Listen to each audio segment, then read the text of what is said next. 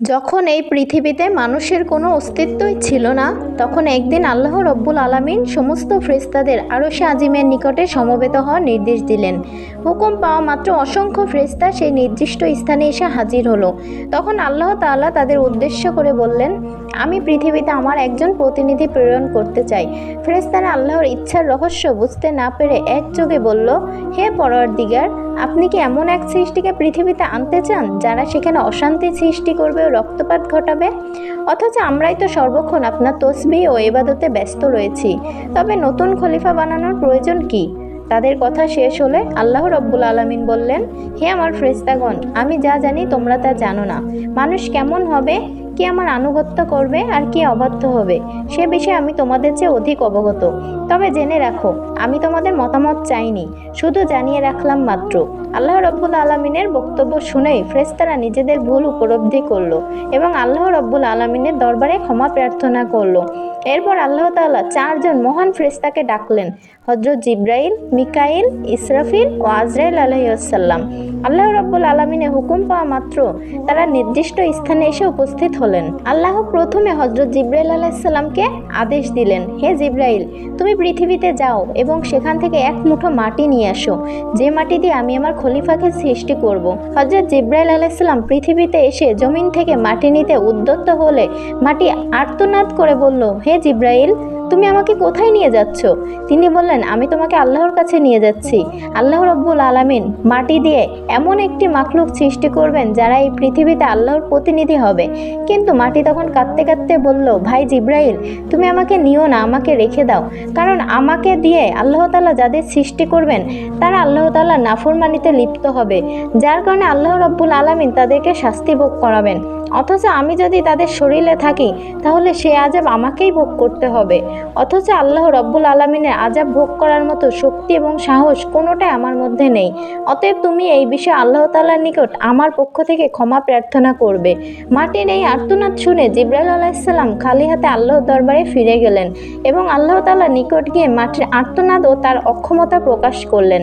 এরপর আল্লাহ তাআলা হযরত মিকাইল আলাইহিসসালামকে পৃথিবীতে প্রেরণ করলেন এবং বললেন, হে মিকাইল, তুমি আমার প্রতিনিধি তৈরি করার জন্য যে মাটির প্রয়োজন পৃথিবী থেকে সেই মাটি তুলে নিয়ে এসো। হযরত মিকাইল আলাইহিসসালাম পৃথিবীতে আসার পর মাটির আর্তনাদ ও কাকুতি মিনতির কারণে তিনিও খালি হাতে আল্লাহ তাআলার দরবারে ফিরে আসেন। এভাবে হযরত ইসরাফিল আলাইহিসসালামও তিনিও ফেরত গেলেন।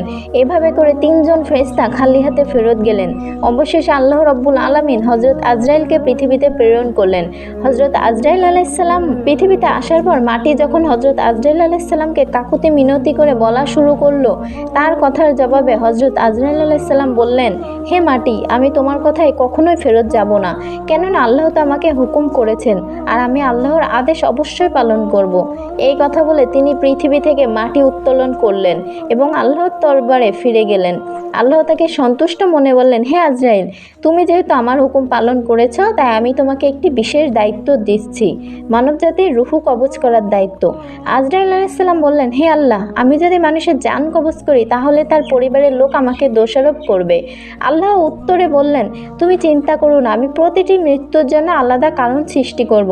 কেউ অসুস্থতায় মরবে, কেউ দুর্ঘটনায়, কেউ বার্ধক্যের ফলে মারা যাবে।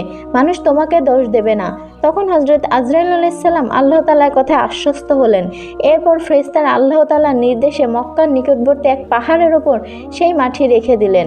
সেই মাটির অংশ বৃষ্টিতে ভিজলো এবং রোদে শুকালো। এভাবে কয়েক বছর অতিবাহিত হওয়ার পর আল্লাহ তাআলার কুদরতি কারিশমায় হযরত আদম আলাইহিসসালামের দেহের আকৃতি গঠিত হলো। তখন আল্লাহ তাআলা হযরত আদম আলাইহিসসালামের এই দেহটিকে বেহেশতে নিয়ে যাওয়ার জন্য ফেরেশতাদের আদেশ করলেন। হুকুম পাওয়া মাত্র ফেরেশতারা ওই দেহটিকে বেহেশতের দিকে নিয়ে চললেন। অতঃপর বেহেশতে পৌঁছার পর সেই দেহটিকে দীর্ঘদিন আত্মবিহীন অবস্থায় বেহেশতে রেখে দিলেন। এদিকে দলে দলে ফেরেশতা এসে মূর্তিরূপী হযরত আদম আলাইহিসসালামের নিথর দেহকে মাঝে মাঝে এসে দেখে যেত এবং আল্লাহ তাআলার দরবারে শুকরিয়া আদায় করত এবং খুশি প্রকাশ করত এবং বলাবলি করত, এটাই সেই দেহ, এই হবে আল্লাহর পক্ষ থেকে খলিফা। পৃথিবীতে তিনি আল্লাহর হুকুমকে বাস্তবায়ন করবেন। ফেরেশতাদের এইসব কথা শুনে ফেরেশতাদের সর্দার আজাজিল যিনি তখনও শয়তান হননি, সবসময় বিদ্রূপের হাসি হাসত এবং এই মৃত দেহটি নিয়ে সে সবসময় ঠাট্টা বিদ্রূপ করত। সে যেহেতু ফেরেশতাদের সর্দার ছিলেন, এই জন্য অন্য ফেরেশতারা তাকে কিছু বলার সাহস পেত না। এরপর আল্লাহ রাব্বুল আলামিন ফেরেশতাদের মধ্য থেকে হযরত জিবরাইল, মিকাইল, ইসরাফিল ও আজরাইল আলাইহিস সালামকে আদেশ করলেন, হে আমার ফেরেশতারা, তোমরা আরশে আজিমে যাও এবং সেখান থেকে আদম আলাইহিস সালামের রূহটা এনে তার শরীরের মধ্যে পতিত করে দাও। ফেরেশতাগণ আল্লাহ তাআলার পক্ষ থেকে আদেশ পাওয়া মাত্র হযরত আদম আলাইহিস সালামের রূহ মোবারককে মূল্যবান হীরা জহরাতের পাত্রে করে আদম আলাইহিস সালামের দেহের নিকট উপস্থিত হলেন। সেই সময় আসমানের সকল ফেরেশতাগণ আনন্দে মাতোয়ারা হয়ে গেল এবং সেই অনুষ্ঠানে সকল ফেরেশতা অংশগ্রহণ করলো। কিন্তু আজাজিল ফেরেশতা ওরফে ইবলিস আল্লাহর এই কাজে সন্তুষ্ট নয়। এরপর আল্লাহ তাআলা হযরত আদম আলাইহিস সালামের রূহকে তার শরীরে প্রবিষ্ট হতে বললেন। এরপর উক্ত রূহকে হযরত আদম আলাইহিস সালামের দেহে পতিত করে দেয়া হলো। যখন আদম আলাইহিস সালামের দেহে রূহ পতিত হলো, তখন সাথে সাথে হযরত আদম আলাইহিস সালাম তার দেহের সকল অঙ্গে কার্যকারিতা পরিপূর্ণভাবে লাভ করতে লাগলেন এবং তিনি আস্তে আস্তে উঠে বসলেন। বসার সাথে সাথে হযরত আদম আলাইহিস সালাম একটি হাঁচি দিলেন এবং নিচ থেকে পাঠ করলেন, আলহামদুলিল্লাহ।